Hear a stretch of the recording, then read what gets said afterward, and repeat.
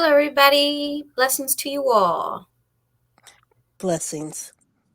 Many, many, many blessings. Many blessings, yes, indeed. We have a wonderful, wonderful, wonderful Sunday today. We had a busy week last week, but we're ready for today's episode. Yes. And we hope that you are too. Thank you so much for joining us today, everybody. We had a very special treat for you. For our pilot, we discussed a little bit about the GreenBrier Ghost. And today, viewers' discretion advised, of course, please. Viewer discretion advised.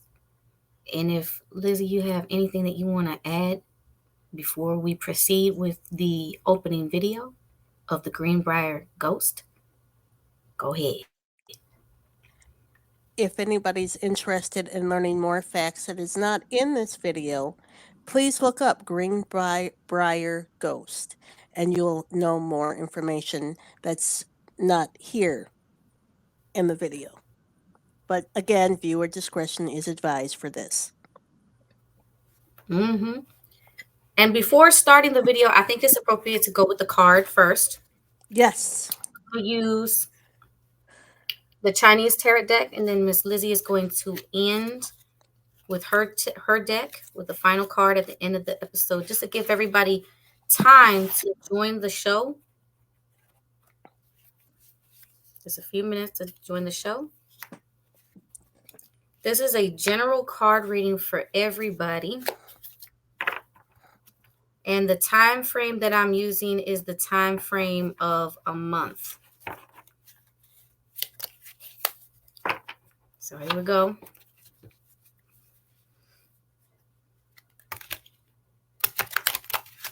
Okay. Card that's pulled is Knight of Coins. Lovely. Knight of Coins. Knight of Coins. That is the card, and it's right side up. And that is the card that we are starting this episode with, which is very interesting because we come full circle and it's with the card reading so far that we just started the pilot. I thought it was very interesting how we started and how we finished. Yes. I thought that was interesting. We started with we started with like a warning, and then we finished with good news. And I liked that good news. That was good. That just it was very reassuring.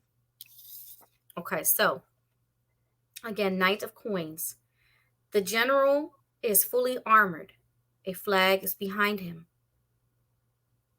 Right side up, this means a mature and responsible person. Reliable, methodical, patient, persistent, ability to conclude a task, laborious, organized. Don't make fun of my accent. Be nice.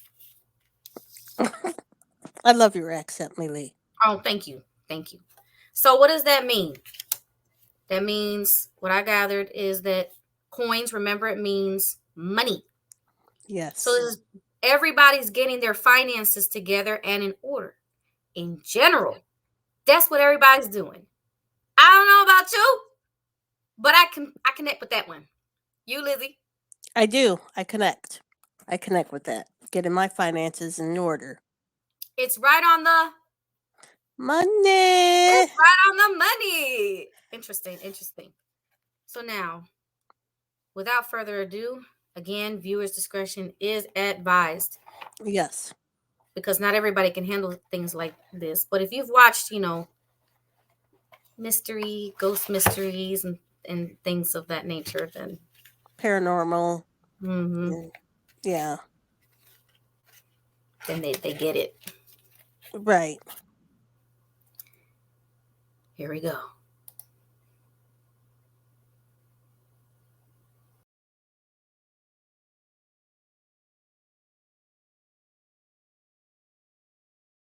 It's the only recorded ghost in history that has been allowed to have ever.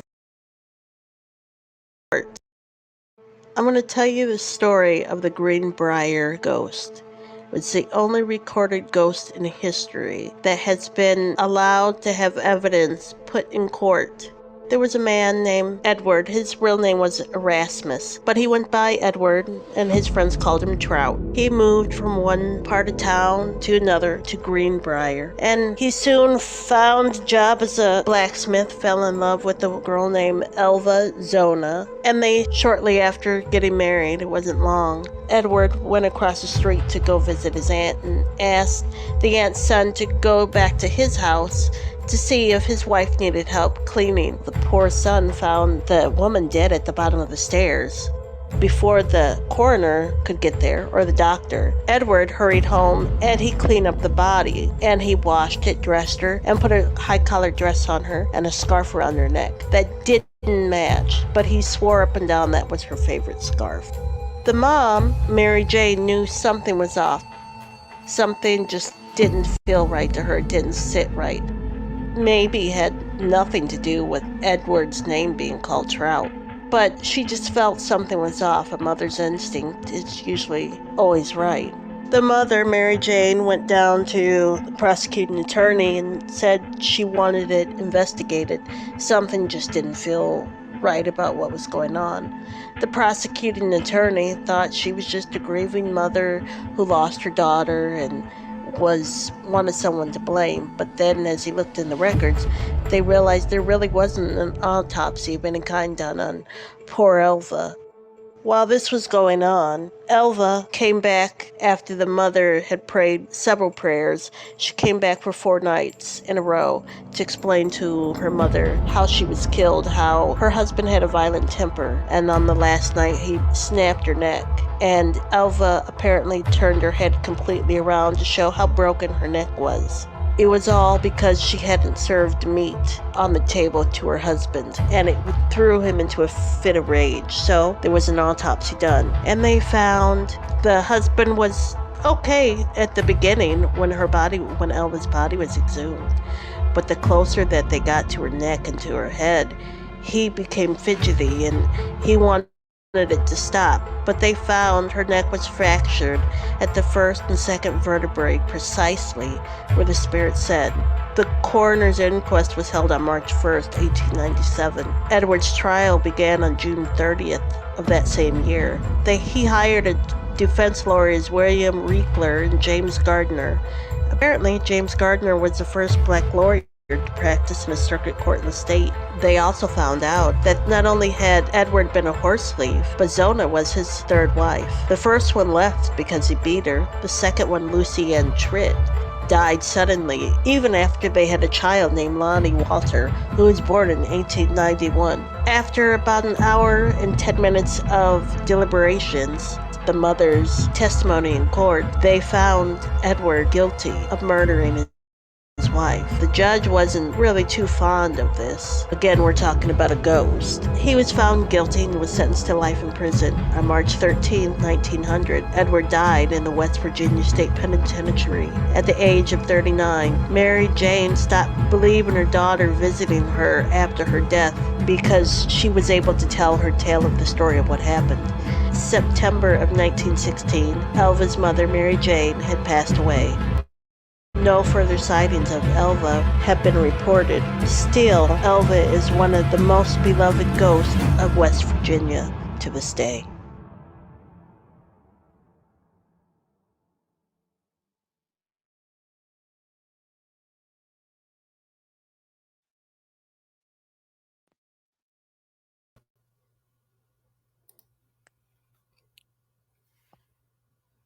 Wow.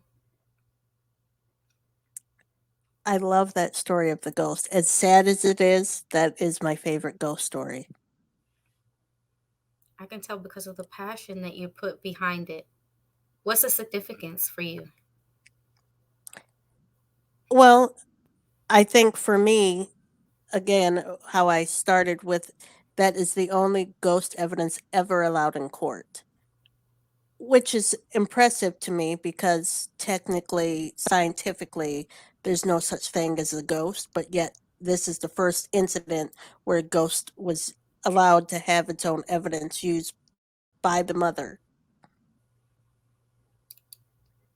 I think for me, it would have to be the significance of like, I would say there's a fear. I notice like a fear that one can get from that as a female or any person, that when you marry someone, you don't know who you're marrying. You don't know if they're a monster.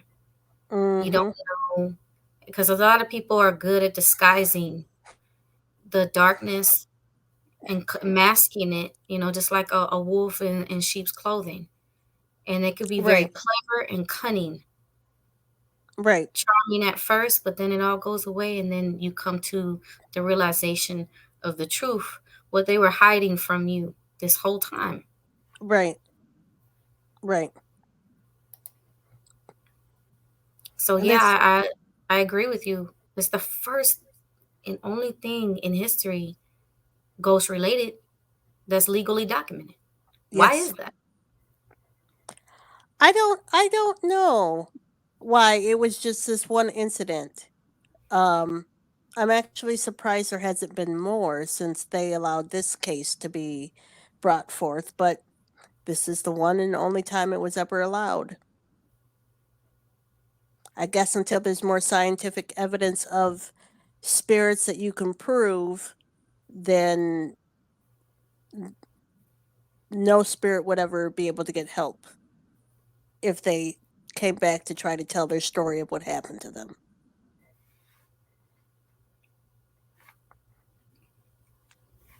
Do you think that maybe in the spirit realm that they too consider themselves, that they have a community, that there's a community of spirits that they come in contact with each other, and maybe there's some sort of like agreement somewhere that they can't reach out to certain people unless those people are proved to be legitimate?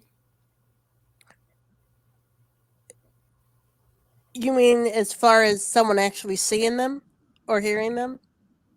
Like, you know how like sometimes they would probably make like a film about a community of spirits that they gather together, and they have like a sort of committee and agreement saying that they will not reach out to any living mortals until they prove that they are really people who can see them and help them, Well, or no. I think for me personally, because I grew up in multiple houses with spirits, um I believe that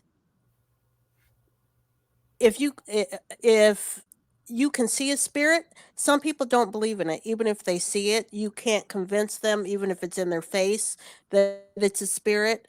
Um, and part of me feels really bad for those that have crossed over because they don't know that something might have tragically happened to them where they instantly died. They don't know they died. All of a sudden they know no one can see them or no one's responding to them or no one can hear them or whatever. Or you have those that just refuse to move on because they've got stuff to do. Or you have those that just no, I like where I'm living and I'm not moving out of my house and I don't care who moves in here, I'm going to stay here. But I also think it depends on the individual too. And I think there's a lot more individuals out there who see stuff, but they don't say anything because most of the time people are made fun of or, as I was told recently, oh you must have drank the Kool-Aid. So, I think there's a lot more out there than what's actually what people are actually saying. Yeah, because we have committee gatherings and people, with living people talking about, okay, don't talk about this, don't talk about that. But what about the deceased? Do they have a gathering where they come together? Maybe not all of them, but maybe somewhere where they discuss, don't try to communicate with any humans. You do not have permission, because um, let's say a spirit says to the bunch of other spirits, there's a person that can help me, and then the others want proof. Do you think that there's some kind of group of spirits out there that gather together like that, or no? I don't honestly think so. I think that once a person dies, I know there's a lot of belief depending on religion and whatever, that once you die, you're supposed to die and that's it. But I also believe that if someone believes in the Holy Spirit, you can't see it. Why can't you believe in spirits? Why can't you believe in spirits if you could believe in the Holy Spirit? Hence Right. the very word And spirit being used. and it's been in the Bible, not to get too religious, but it has been in the Bible where someone was conjured back. I believe it was Abraham that was conjured back. So there have been spirits. So it just, I guess it just depends on the individual, what they want to believe, what they're open to, if they have an open mind, if they have a closed mind about it, how they feel about it. But I think spirits are more attracted to people if they know that someone can see and hear them, and then they'll probably be like, "Hey, so and so can see and hear us, so come over here, talk to them, they'll help."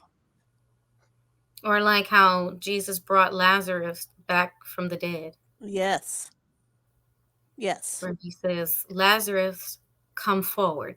right, And then he came back from the dead. exactly, So it's interesting how some people, they're very selective on what stories to believe.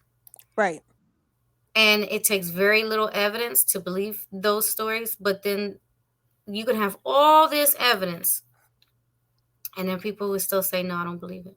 mm-hmm, Even though there's all this evidence supporting that's real. right. Like we have evidence that supports that empaths are real. There's evidence. Yes, It's there there. is. By Dr. Judith Orloff, she proved that there are empaths that are real. People think that there's 6 to 8 empaths, but there's actually a total of 11 empaths. Hmm. It's fact. And I love that. I love that it is like we have facts to support those existence of empaths. People who, and you know what, a lot of these people, including ourselves, we stay very private. But you even, Mhm. if anybody has ever heard of the psychic medium Sylvia Brown, she was famous, but it's not like she put herself out there to specifically be famous for the money. It's just that she really wanted to help people. For others, they probably would find that hard to believe. Like, okay, you're not supposed to do anything for money. Listen, everybody's got to eat, and there's something called fair exchange or equal exchange. And a lot of people accept donations. Money can be donations, and some people have a flat rate. And there's also a reason for that, right, Lizzie? Because we give so much of our energy. Right. It's exhausting, it's work. Mm-hmm. And I don't think that some people don't, and I know that you can go in further into this about how some empaths, I don't know if I'm lagging or having technical difficulties with my microphone. You can let me know. It's lagging a little bit, so's mine. Okay. I can hear you perfectly, though. You can hear me? Yeah, I can hear you fine. Okay, perfect. Where there's empaths that they will give so much of themselves to help a spirit, or even more than one at a time. And what that does to the physical body, it drains it and it ages you faster. There are Mm-hmm. people that's happened to. That's a lot. We are not magicians. We don't do abracadabra. It doesn't work that way. And for Yeah. everybody's story is different. Mm-hmm. It is different. So I have a question for you, Lily. Hmm. Do you know the difference between an intuitive empath versus intuition? Intuitive empath versus intuition. Mm-hmm. Well, intuitive to pick up on spirits, to feel them, to sense them. Intuition alone is not enough. There's Right. more involved in being intuitive empath, where you can also see, hear, feel, versus just intuition. Just you only get part of it. You get part of it, not all of it. Go ahead. Very good. You got it. You got it. Well, I know you got more. You could dive more into it. Go ahead. For people who do not know and do not understand, go ahead. I like to give short answers anyway. Go ahead. Dive into it. I don't want to confuse nobody.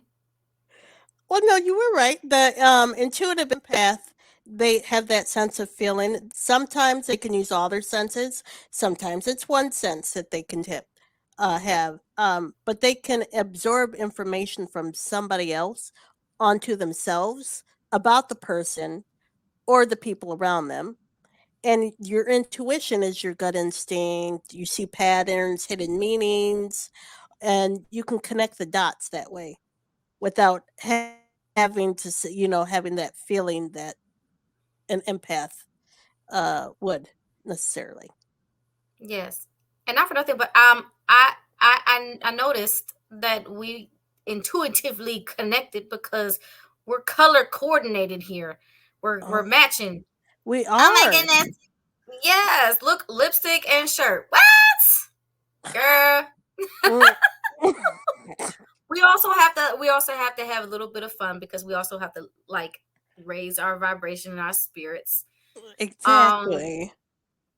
and then did you want to go further into the Greenbrier ghost as far as what the mother was picking up, connecting what you just said with being an intuitive empath and intuitive. Well, the mother, Mary Jane Hester, um, since her daughter came to her for 4 nights straight and she had prayed for her daughter to come, because she believed her daughter wouldn't just leave her like that without saying goodbye, giving one last message. Um, it took 4 nights for the daughter to explain everything, but the mother believed so strongly in what was that her daughter would come, and her daughter came would always come in a bright light and come before her every night in bed to explain what had happened to her. And to me, you have to be an empath to do Yeah, that. use my phone. I'm gonna use my phone to send the link real quick. Okay. Oh, you can take a minute. I think we have a chance to like keep sharing this link so that people can tune in and not miss this information. And I hope they don't miss the final card draw because that is helpful. It was helpful last week. It's gonna be helpful this week. It will. I love Mm-hmm. doing the card draws. One before and one at the end. I just love that we're color coordinated. Very nice. I Thank you know. again, everybody, for joining us with Let's Talk Empath. Once you hear the music, that means we're going to a commercial break, which we still have time for, so we're going to keep it going. We still have Okay. more sugar. Yes, we do. Now, how would you like to know about all these 11 types of empaths and see which ones you connect to, Lily? Would you like to do that? Shoot, let's go for it. Okay. So, you're a clear cognizant. It's the ability to know, need what has to be done in a situation without knowing the meaning behind it. You do something without knowing why you're doing it. You're like, I just got to do that. Yes, Okay. that's one. Psych- Psychometrics. You receive information or energy from an object or a picture or a location that's connected to someone, and you can also form an impression about a situation based on those things. Yes. Okay. Flora. You can communicate with nature, mostly plants. You can Yes. receive okay. Fauna. You have the ability to communicate with animals by sending and receiving messages from them Yes. and okay. Geomantic. You're able to read sign signals from the earth and you can feel future nature disasters given off from the earth surrounding like the soil, the water, stuff like that, mountains. Yes. Telepathic. You can read another person's thoughts or feelings even if they aren't said. These people are able to read their five senses. They can also touch objects and feel emotions. Impressions given off on particular objects as well. Everything except I sometimes if I have my wall up, then I have a hard time really connecting with the person's mind. But that just so that's sometimes, not all the time, for that little spot. Everything else computes. Yeah. Okay. Precognitive. Almost done. Precognitive. You feel a situation approaching before it happens. So you have a heightened sensitivity, a sudden rush of anxiety and or Hmm. nervousness, but you don't Yes. really know why. Yes. Okay, Sometimes I do know why, and sometimes I don't know why. okay. The emotional empath. They're able to read, feel emotions of others that they don't understand. Um, and sometimes you can display that other person's behavior, but you don't know that you're doing it. Yes. Yes. And yes. Okay. Mm-hmm. A physical. They feel someone else's pain within that person's body. They're also known as a medical empath. They understand what someone is describing when they talk about, oh, I feel the pain here. They can Yes. tell that person where the pain is before that person tells them. That last part sometimes. But some like not sometimes, but like sometimes seldom. But most of the time, so if I had to say what what percentage that I do pick up on it would be like an 80, and then the Hmm. times I don't pick up would be like a 10%. Okay. So Now 80 there's over 10. not bad, not bad. Then we have your medium or psychic. They're able to see and speak to spirits that are no longer in their physical form. Sometimes. That one sometimes. The last one is the Hioka, the most powerful type known to the Native Americans. It's also called the sacred clown. They act as an emotional mirror for those around them and they promote emotional healing for those around them. Yes. A But certain percent, like mhm. 80% on that. And see, researchers believe that only 1 to 2% of people possess these traits. And I really don't believe that. I believe a lot of people keep it quiet Hmm. because they don't want to be made fun of. They don't want comments made. So I think it's actually higher. This is only the people that have acknowledged that they have Or some even sort of used, or even Yeah. used and abused. Yes. Yeah. Yep. And then that's that was the last one. It was 11, right? Yep. That was 11. So I actually relate to all 11. But and then of course I was honest about like certain percentages on some of those, which I remember I told you when I first met you that like on some things it varies, like it fluctuates on some stuff, Right. particularly the spirits, because I had suppressed that part when I was little, because I kept getting visitations from a lot of entities. It was very overwhelming for myself personally when I was little, and also balancing the physical things that I was going through. So you have your spiritual things that you can experience, and then you have the physical, and it was just a lot as a child, especially since I was sexually abused as a child. So Right. I was going through those physical things, trying to figure that out. At the same time, I'm dealing with, you know, I was having a long period of my childhood where I only saw like a higher amount of these beautiful spirits, a lot of lights, like Mhm. light spirits versus dark, and they were in physical form, like they looked like a physical person. And I Right. saw one guy that was there was he put his hand on my mother's shoulder, and she confirmed this, and she can confirm it even to this day. And where he put his hand on her shoulder, and then she sort of went into a trance, and she let go of the carriage, and then I kind of went down the steps. But I was protected by two angels on the left and the right. I didn't feel anything. I didn't feel the steps. I didn't feel the bump, bump, bump, bump, bump. I didn't feel all that. I felt nothing, and they protected me.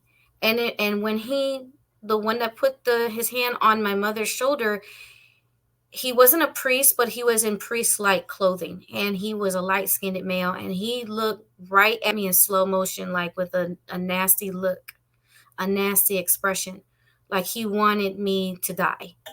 And for a long time, I kept having that entity keep following me and wanting me to fail, wanting me to be hurt. And I, I think one of the hardest memories that I was ever able to like understand was riding my bike and then stopping in the middle of the road, and I saw Lucifer. And Lucifer was in a suit. And this first, there's some people who don't believe in Lucifer, and there's some people who do. And I said, well, I saw who I saw. I saw what I saw. As to why I saw him, I don't know. But he was standing in the street. And the odd thing is, I was a cross between curiosity of like why he was there, and I wasn't entirely afraid. Now, a lot of people are gonna probably would say they're gonna probably come for me for that one and say that that's blasphemous. But I saw what I saw, and I felt how I felt, and it was like a storm was on its way. It didn't fully come through, but it wasn't bad. It was actually very nice. It was. You ever have those rainy days and there's like a nice storm? It's not really bad. It's not intimidating. It's actually peaceful. Right. Yes. It was like, and this is ironic. It was ironic. It was like he was politely warning me about my life in the future, politely, and letting me know he was going to throw tests at me. And Okay. he said all this without words. He just said this looking at me. And I just received this message without words. There were no words shared between us. Mhm. There was just this feeling of I lost my breath and almost like I couldn't breathe for a little bit, and then it went away. There's a lot of stories that I can share that it has to do with angels, it has to do with certain entities that people either do or don't believe, or I don't care. It happened. So I mean, you you weren't. Nobody was there. I was the one that had to experience it. I was the one that had to be like, okay, what did that just happen? And of course, even Right. after it happened, I still was like, that didn't happen. That what the heck? That didn't happen. But I had to turn around and ride my bike right back to the house, which thank goodness it wasn't too far. It was like in the middle of the street from the house. And so I went back and I saw a lot of angels when I was little. And the last angel, the very, very last physical angel that I saw, she was letting me know. She was very beautiful. She was in the snow. Just to let you know what time of the year it was, because this was in New Jersey. Okay. And I was in my pajamas and I went outside. I didn't know, I didn't grab any slippers or anything. I just went right outside, and it's nighttime. And I wanted Mm. to see her. I was afraid she was going to disappear. I was Right. like, well, I didn't want to tell anybody because I know that, usually you tell somebody, and it happened fast. So I just ran outside to go see her. I didn't think she was still going to be there. I thought she was going to disappear, but she was still there. And I walked forward, and I'm walking on the snow. I didn't fall through the snow. My feet are literally on top of the snow. I must have been like 6 or 7 years of age. And I told her that she was beautiful. She had big wings, and she was all in white. and she had blonde hair, very long, very pretty lady. And I told her that I couldn't even look directly at her face, but I could see it from like peripheral vision. It Mhm. was like I didn't feel like I was good enough to look at her. But she reached her hand out to me, and I was hesitant to touch her hand, but I did touch her hand, and I felt a physical person's hand. Mhm. And I said, "Don't leave me." And she said that you have to do this on your own. Don't be afraid. You'll be Mhm. okay. And I said, I don't want to fail. I told her the words that I don't want to fail. So when someone says that same line that they don't want to fail, it really hits a personal space for me. Right. It reminds me of that memory. I just said to her, I don't want to fail. And it had to do with not forgetting where I came from, not forgetting the Almighty. I know that's going to sound cringy to a lot of people. I told her, I said, I don't want to forget that you exist. Can Mhm. I please remember that? I had to ask for permission to remember what I remember to this day. I had to, and then I said, if I had to give up anything, can I just, give up seeing the bad stuff? It lasted for a while. She was the last time I saw something light and beautiful. Mhm. And prior to her, I saw fairies. Fairies do exist. They have different looks, but the reason why I say that is because I've seen fairies that appear just as a light, a little small little light, and laughing and all that cute jazz. And then I've seen them where like I saw a foot, but then it went away, and I'm chasing after it in the backyard. I'm like, come back, and I'm thinking it's a firefly. But that's okay. My parents always used to look in the backyard and see me doing weird stuff in the background, like, what is she doing? I would be singing in the backyard. My dad's got to watch me. I'm like, Dad, don't look at me. Don't watch me. And he starts laughing. And I did that because I literally felt like a lot of things that I could see, I thought everyone else could see it too. And so of course, when I'm watching TV and I'm seeing that you can actually sing and and then things are moving around, I started doing it to see if that would work, and then sometimes it did and sometimes it didn't.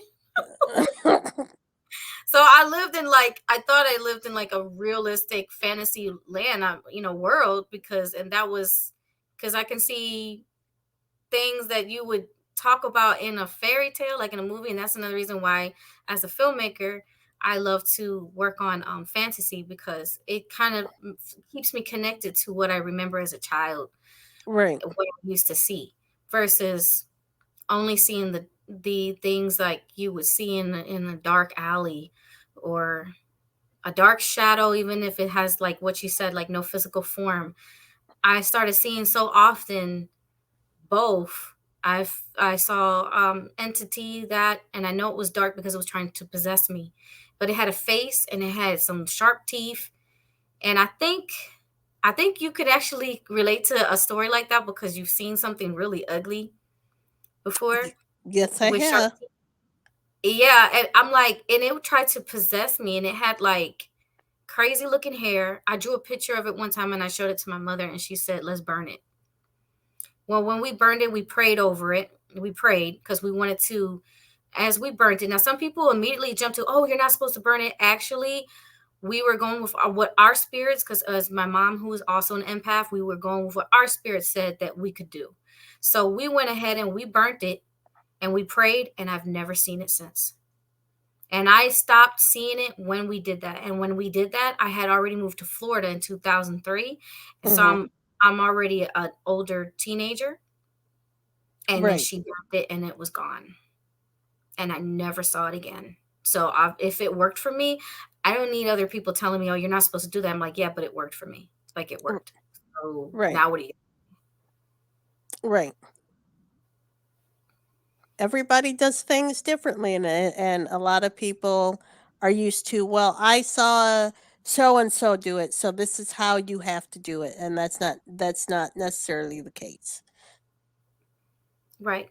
Because it works. What works for you might not work the same way for somebody else. And then there's a reason for that. There's always a reason. It's just like when you want to go on a diet. Not all diets work for everybody. And there's a reason for that, because of the blood type, I Yes. mean, we're talking about connecting the physical with the spiritual. And if we're talking about connecting the physical with the spiritual, it only makes sense why all like the methods are not going to work the same way for everybody. Right. Exactly.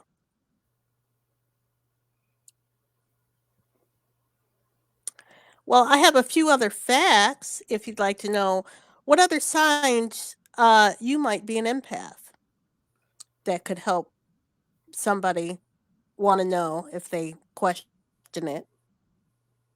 They have overwhelming empathy and don't understand why. Again, they have the high intuition, the gut instinct, the sudden rush of being overwhelmed. Nature lover. Something always calls them out to nature. They just love it for some reason. They don't like crowded places. And if they're in a crowded place, they feel like there's more people around them than what there actually is. But that's Yes. because they're soaking in everybody's Yep. energy, don't understand it. Yep. Um, they have a high sensitivity to things seen and unseen, and they can receive messages easier in dreams. Hmm. And usually that is why it's called the awakening hour, which is usually between 3 and 4 o'clock, or 2 and 4 o'clock in the morning. Most times that people say 3 o'clock, but it's around between 2 and 4. When Hmm. spirits find people more vulnerable, where they can actually go to them and talk to them, and the person dreams about them. It's because your mind is open and you're not fighting what you can't see, like you're not fighting the spirit, so they can communicate with you easier when you're asleep. So that's why they call it the awakening hour, between 2 and 4 in the Or even morning. if you're not asleep yet, you could be like almost like you could be tired and reaching that sleeping peak, but you're not sleeping yet. And then you're like, okay, you could feel them Yeah. or you could see them. It depends. It depends on the empath. And Yes. I don't know about you, but when do they start reaching out to you the most at night? For me, it is from 3 to it stops at 6 in the morning, from 3 to 6. Mine, I have what I call visitors, because sometimes Mhm, it's just people walking through, so it's mhm, never the same person. um that Because first of all, it may not be at the actual location that has a spirit. I mean, the actual physical building. It may be the ground that the building is on. So they're used to doing a routine on that same ground. I'll get back to it after the commercial. oh, thank you so much. We are definitely going to come back. Everybody stay tuned, because we got more coming your way.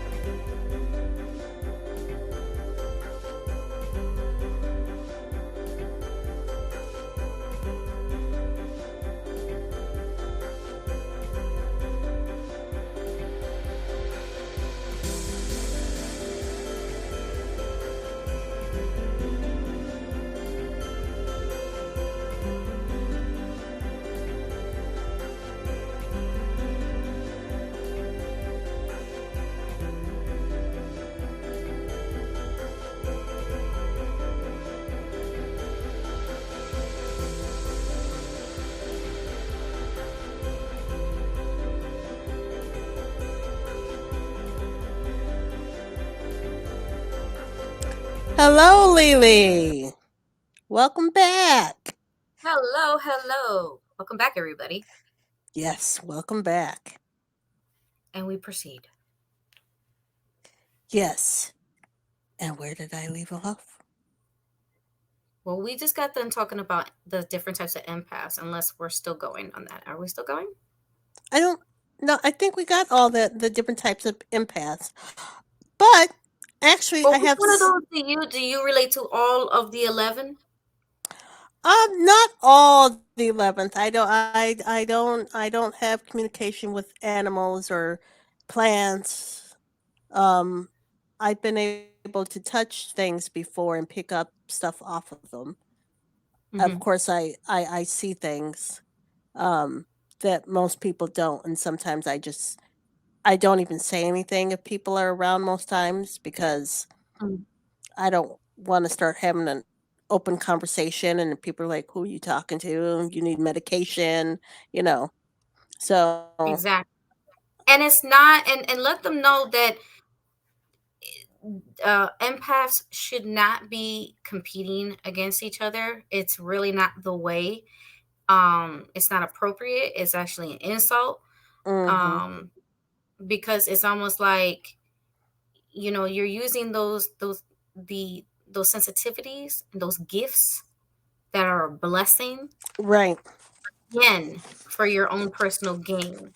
right, There should be nothing negative or of low vibration attached to the gifts that you have, because then of course that explains your intentions. And if your intentions are shallow, well, first of all, you're putting blockages up, and then you wonder why sometimes the you receiving works and why it doesn't, why it mhm, does work sometimes and why sometimes it doesn't work, because you're causing your own blockages, because based off of your mindset, your mhm. intentions. And so it makes all the difference. Let them know how to carry yourself as an empath. Not everybody knows. There are some obnoxious people out there, and that is, again, all low vibrations. You create your own blockages just like that. How many people have you worked with that have actually been gifted, but they come with this obnoxious personality? I've worked with several, and then I stopped working with them because it turned into almost to like a competition of, oh no, I see this better, I see this better. And in actuality, somebody, let's say you and I can hold the same cup. You may read something different off of it, and I may read something off of it. It doesn't mean Right. either of us is wrong. It just means Right. we're picking up different things from the cup. So something may have happened yesterday while someone was holding the cup, they got yelled at. Today, someone else may have been holding the cup and it was a jovial moment for them. So we're picking up two different things. It doesn't mean either of us is wrong. It's You just two combine them different. together. Right. Right. It's You two should be different. able to work together. Yeah. Right. Yep. Working together, because there's a purpose to the very reason why you pick up on what you pick up. And then there's a very reason why the other person would pick up on what they're picking up. You're meant to work together, combine forces instead of competing. Right. That competing energy really doesn't do justice for anybody. Right. Right. It really doesn't. No. Have you ever, Lily? Have you ever had someone tell you they disagree with your decision because they think they know more than you and you end up being Yes. right, and then they just assume it's just fluke or luck, but Yep. it happens every single time and they still don't understand, well, how did you know this? But then they don't want to Yes. believe that you know stuff for a reason. Mm-hmm. Yep. That's Yes. that's happened to me too. Have you ever, I got a question for you. Have you ever experienced having someone wanting so much to be intuitive and wanting to elevate themselves, and they ask you questions, you give them answers, you're your answers are on point and they were very helpful, clearly. However, the person for either forgets, plays dumb, or just flat out just, for lack of a better word, takes the credit for themselves. And you're like, oh, and then you catch yourself saying, well, did what I say help you? You never told me that. Well, yes, I did tell you, and I thought it would help you. No, I figured it out on my own. I've had that, and I just if when for me when that happens, I just keep my mouth shut because then I like to see them explain how they knew it something before I told them. So I like to know their version of the story. So I don't even say wasn't it- didn't I thought I brought okay. I don't say anything. And I it's, just yeah, I've done both. Said something and then not saying now, like, and but the crazy thing is, I'll have witnesses to what I say, and they're like, that person legit just lied, like, to our faces. And I'm like, it's okay. It's all right. Let the, if, you know what I said, I give it to God, and I just, it is what it is. There's no reason for me to pick a fight for something like that because it's petty, it's ridiculous. I don't have time for it. right. Do you also have people, do you see they swarm to you like more than normal for advice? Yes, And they don't even know why they do it. They're like, you're just so calm and peaceful and you're easy to and talk that's to. okay. That's It is, okay. yes, But my thing is like, well, sheesh, I should start charging by the hour. You know what I mean? right. Or like, let me get some kind of like some kind of equal exchange happening here somewhere. But so sometimes I do. I don't expect anything, like, I really don't, because if I did, then I, there would be a different outcome to how many times I have people come and ask for help, which is, I know you can relate to too. Because you are the type of person that I found I can connect with mentally, spiritually, physically, you know, with a great many things. I relate to you with a great many things. And we've laughed about it too. We've laughed about how much we've had in common. Like, I think that's why we connect the way we do. Because, yeah. Or we've talked about the same thing. We were going to call each other about the same thing, which is that's happened more times than not. Yeah. And that's pretty interesting. Like, it never gets old for me. For me, I never get tired of being impressed by that. Neither do I. I'm like, really? That's real. Cool. It's cool. Now, for I don't know for you, but for me, now being the type of empath I am, if someone is mad at me, I feel it deeper than most people feel it. Like if someone's mad at, let's say you, someone's mad at you, you're like, just wipe it off shoulder, move past it, move on. But to me, it literally absorbs in me and I feel it deeper than most people. So it's hard for me to like when someone says, "Oh, why are you still stuck on that moment? Why are you still complaining about that? Why are you still crying over that?" Well, being an empath, sometimes you feel the emotion behind it more than anybody else would feel. Do you Do you think the also same? think that it's something deeper than just the emotion, that like maybe there's a reason why you're picking up on it that strong? It's not just coincidence. It's not just okay, for any title, but it's literally, there's a reason. There's a purpose for everything. Yes, there is. I've just got to find that purpose. All I know is I feel everything so much deeper. Hmm. And there's a very deep meaning as to why, and deep purpose as to why. Um, and empaths are not gonna have, like myself. I don't have like all the answers to every little thing. I welcome more knowledge. I am just, I'm open to receiving new information and more knowledge about um, the gifts. and being intuitive like this. And because a lot of times we ask, what is it for? That's always the question. Mm-hmm. Okay, you do something. Okay, well, what's it for? If I sing also, I'm like, okay, what's the point of having singing if I can't do da da da da? But here's the thing, it's like you are what you are. Right. If at the end of the day, this is what you receive, you have this umph to sing, you're a singer, period. You don't need fame to dictate you being a singer. You're a Right. singer, rap artist.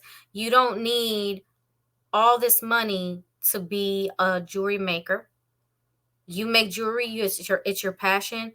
You receive what you receive, and when it grows, or if should it grow, or if it grows, however it cuts, the future cuts it into reality. Blessed be, you know, Exactly. it's a blessing. It is. And because you're gonna enjoy it more, because I know you make jewelry, and I I love to make jewelry. I do. Why do you do it? I do my jewelry because it brings me peace and calm, and I do jewelry because it gives me there's different meanings behind each piece of jewelry that I make. And my jewelry company that I have is named after my mom. Her nickname was Diney Ray. So it's Diney Ray Collections. So I before love the name. so before she passed, I got to show her some of the jewelry I had made in honor of her, and I still continue to make it. That is beautiful. I love that. Do you see how that was like it was made for not a selfish reason? That's what a lot of people have to understand. When Mhm. you do something that's a gift, and especially you don't use it for selfish means. Right. There's got to be a higher purpose for everything that you do in order for it to truly receive that blessing, the spiritual blessing. But the weird part was I was making angels at the time. Angel earrings, angel keychains, angel necklaces without realizing why I was doing it. Something just kept saying, make angels. And she even said, you need to start making angels. We didn't know why. But then we found out the reason why because she passed. And my stepdad passed before she did. And he wanted to help me make the angel keychains and jewelry, but he passed away 2 days before I got there. Um, So I still do stuff my, in honor. again, my condolences to Thank you. them. And you do Yes. see, you do things in their honor. That's beautiful. That is very important. And I hope more people can actually do that. There's so many people that they're kind of like rushing their elders to hurry up and die so they can see what they can get from them. Right. Right. And that's what I had to go through. Sadly, you get to learn a lot about family when um when someone dies. You get to learn 1 minute they side with you, but when it comes down to the person's death, it's a whole new ball game. And there's a lot of healing I've still got to do. And even though my family wants me to get over stuff, I can't. I'm not ready because there was a lot of stuff that was lied upon, and I still have a lot of issues with that. And it may take me a lifetime to get over it. Maybe 2 lifetimes. Who knows? But if I could redo everything again, I would so do everything differently. Right. Okay, everybody, ladies and gentlemen, we're going to close today with the last card, our ending card reading Yes. by Lizzie. Go ahead, Liz. And I use my favorite deck. I don't know if it show up. There we go. Sort of, kind of. Right to your nose. There you go. Right Right to to your nose. Yeah, they're right to the uh, nose. it's There, to there, the nose. It's there. there it Okay. is. There it is. There it is. We see it. See it. See the Okay. lady. Okay. So, all right. Our card today, ladies and gentlemen. Let's see. Is it going to come in? Please come in. Or to your Please. nose. I like it when you put it to your nose. It looks cute. A little bit to your right. A little bit to your right. Ah! It's You not. Where am I? disappeared There entirely. we go. There we There go. it is. There it is. There it is. There It's it is. the lover's card upright. So It wants you to know that you're going to begin to have a romance coming into your life soon. It wants you to, in order to have this relationship work, you must leave your parents. Could mean leave your adult children behind. It could does Hmm. just because it says parents doesn't mean parents. Is if you don't live with your parents, if your parents are gone, but you live Correct. with other families, you leave them to be with the one that you're supposed to be with. Right. Um, so you have to decide what important decision are you going to make. Are you going to do what you need to for that loved one, or are you not going to do what you need? But this is your lover's card for today, giving you insight that love can happen if you do That's the very right thing. strong. And explain to them why, because some people are like, well, that's not what it says. It said parents. I'm like, because I'll tell you why, ladies and gentlemen, because sometimes children have the tendency when they get older to act as the parents and treat the parents like the child. Yes. Yes. That's why. And there are children that still live with their parents and still Hmm. go by their parents' rules, and they could be 30, 40, 50. And you got to cut the cord if you want love, because love is so it's showing love is right there. It's waiting for you. Cut it, delete, snip, Yes. snip. Yes. Thank you so much, Lizzie. I know that that was a strong card. I think a lot of people can also relate to that. So we had our closing, and then we had our opening, and we had our closing. Yes. Wow. So financial and Yes. love, everybody. Pay attention Yes. to those. If you've missed it, you're welcome to go back and rewind. Yes. And wish everybody blessings.